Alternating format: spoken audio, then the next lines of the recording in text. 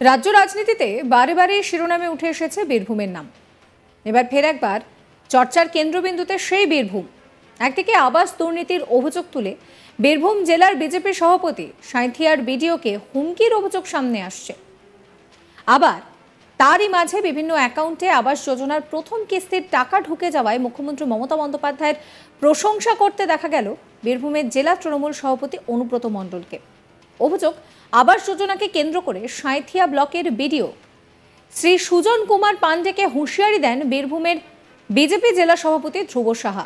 অফিসে ঢোকার সময় পুলিশের সঙ্গে ব্যাপক ধস্তাধস্তিতে জড়িয়ে পড়েন বিজেপি কর্মীরা, যার জেরে তীব্র উত্তেজনা ছড়ায় বিডিও অফিস চত্বরে।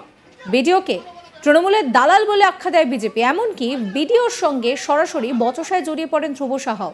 দেখাবো সেই ছবি।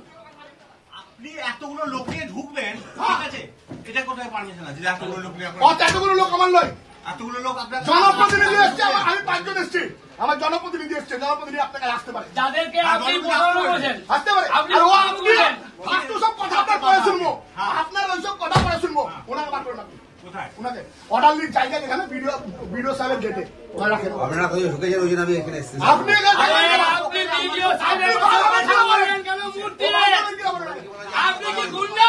বার করবেন কিনা? আপনি গুন্ডা? আপনি কথাই বলুন, আপনি চলেন, আপনার দম দেখছেন। এবার শুনে নেওয়া যাক কি বলছেন বিজেপির জেলা সভাপতি ধ্রুব সাহা। দেখুন, এই বিডিও অফিস তৃণমূলের দলীয় কার্যালয়ে রূপান্তরিত হয়েছিল। আজকে তৃণমূলের দলীয় কার্যালয় যাতে না থাকে, তৃণমূলের ফ্ল্যাগটা যাতে বিডিও অফিস থেকে নামা হয়, তার জন্য একটু এত সবে ঝাঁকি হয়, পুরা বড় আন্দোলন अभी বাকি হয়। তাই আজকে ঝাঁকি দিতে বিডিও সাহেবের কাছে এসেছিলাম। গরিব প্রান্তিক খেটে খাওয়া মজদুর মেহনতি মানুষ, যারা খড়ের চালের নিচে বাস করে, যারা তিরপলের নিচে বাস করে, যারা মাটির ঘরে বাস করে, তাদের জন্য লড়াই আন্দোলন করতে বিডিও সাহেবের কাছে এসে আজকে 2225 জনের তালিকা, যে হতদরিদ্র গরিব মেহনতি মজদুর মানুষ, তাদের বাড়ি দিতে হবে, তাই বলার জন্য এসেছিলাম। আজকে বলতে এসেছিলাম, বিজেপির পতাকায় জিতেছে, বিজেপির পদ্মফুল সিম্বলে জিতেছে। পঞ্চায়েতের সদস্য, পঞ্চায়েত সমিতির সদস্য, জনপ্রতিনিধি যারা মানুষের কাছে দায়বদ্ধ, তাদেরকে গুরুত্ব দেওয়া হয় না বলে যে অভিযোগ, সেই অভিযোগ খণ্ডন করতে এসেছিলাম। বিডিও সাহেব প্রথমে একটু চিরিক বিরিক করছিল, তৃণমূলের অনেক নুন খেয়েছেন তো, তাই একটু চিরিক বিরিক করছিল। ওনাকে একটু আইনের কথাগুলো মনে করিয়ে দিলাম। বিডিও সাহেবকে বললাম যে এখনো অনেক রাস্তা আপনাকে চলতে হবে সাহেব, আপনি একটু সোজা হয়ে চলুন, না হলে অনেক গুড় বাতাসা খাওয়ার নেতা এখন ললিপপ খাচ্ছে, আপনিও ললিপপ কিন্তু আগামী সময় খাবেন। তাই স্বাভাবিকভাবে আইনের শাসন রাখুন, আইনের শাসন প্রতিষ্ঠা করার যে দায়িত্ব আপনি নিয়েছেন সেটা পালন করুন, সেটা বলতে আমরা বিডিও সাহেবের কাছে এসেছিলাম। দিল্লি দৌড়ানোর কথা বললেন বিডিও সাহেবকে।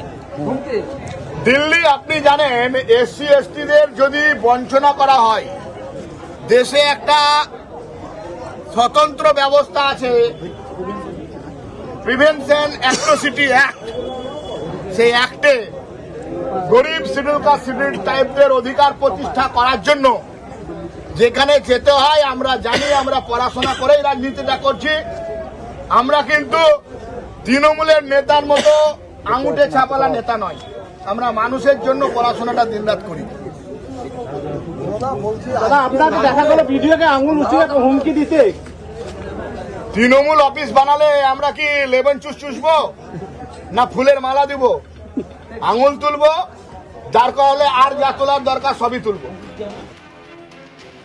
অন্যদিকে ইতিমধ্যেই আবাস যোজনার টাকা বিভিন্ন মানুষের অ্যাকাউন্টে ঢুকতে শুরু করেছে, আর সেই জন্য মুখ্যমন্ত্রী মমতা বন্দ্যোপাধ্যায়কে ধন্যবাদ জানিয়ে সোশ্যাল মিডিয়ায় পোস্ট করলেন জেলার দাপুটের তৃণমূল নেতা অনুব্রত মণ্ডল।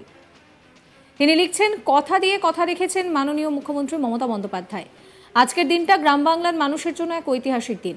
বাংলার বাড়ি প্রকল্পের আওতায় প্রথম কিস্তির যে টাকা সরাসরি মানুষের হাতে পৌঁছে দিয়ে প্রমাণ করলেন মা মাটি মানুষের সরকারের প্রতিশ্রুতি কেবল কথায় নয়, কাজে।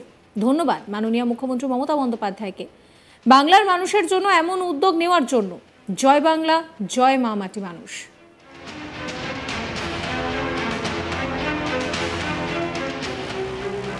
এই নিয়ে আমার কালেক শান্তনু হাজরার একটি রিপোর্ট দেখাবো আপনাদের। আবাস যোজনা দুর্নীতি নিয়ে কিন্তু একেবারে মাঠে নেমেছে ভারতীয় জনতা পার্টির নেতাকর্মীরা।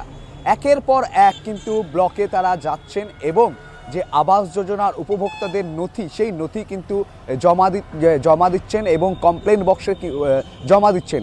এই জমা দেওয়াকে কেন্দ্র করে কিন্তু তুলকালাম ঘটছে। সেখানে দেখা যাচ্ছে যে পুলিশ রয়েছে, সেই পুলিশের সাথে কখনো বচসায় জড়িয়ে যাচ্ছে ভারতীয় জনতা পার্টির নেতাকর্মীরা।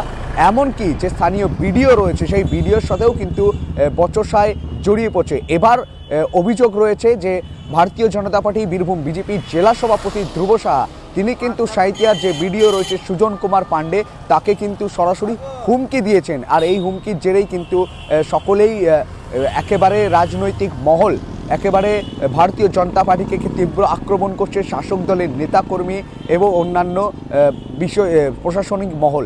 তবে ধ্রুব সাহা জানাচ্ছেন যে বাংলায় দুর্নীতিতে ভরে গেছে, আর সেই দুর্নীতিকে রুখতে এবার ভারতীয় জনতা পার্টি কিন্তু মাঠে নেমে কিন্তু লড়াই করছে। এবং যে আবাস যোজনার যে উপভোক্তারা রয়েছে, যারা সঠিক উপভোক্তা রয়েছে, তাদেরকে কিন্তু বাড়ি, যে আবাস যোজনার যে বাড়ি, সেই বাড়ি কিন্তু দিতে হবে, এমনই দাবি তুলে তারা কিন্তু পথে বসে বিক্ষোভ দেখান।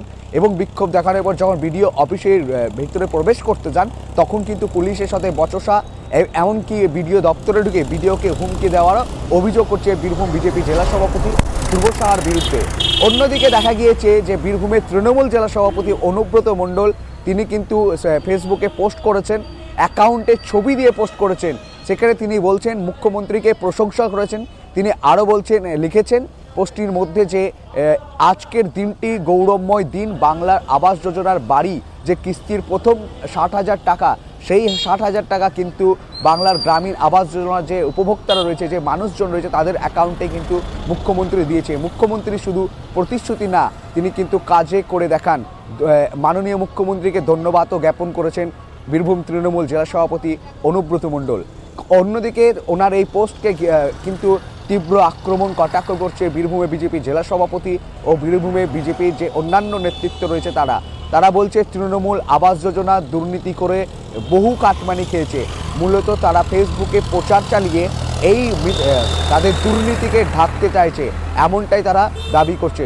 রীতিমতোই আবাস যোজনা দুর্নীতি নিয়ে কিন্তু মাঠে নেমেছে ভারতীয় জনতা পার্টির নেতাকর্মীরা এবং তাকে কেন্দ্র করেই কিন্তু বিভিন্ন ব্লকে স্মারকলিপি, ডেপুটেশন জমা দিচ্ছে, অভিযোগপত্র জমা দিচ্ছে। আর এই অভিযোগপত্র জমা দিতে গিয়ে কিন্তু ঘটছে তুলকালাম ও পুলিশের সাথে বচসা।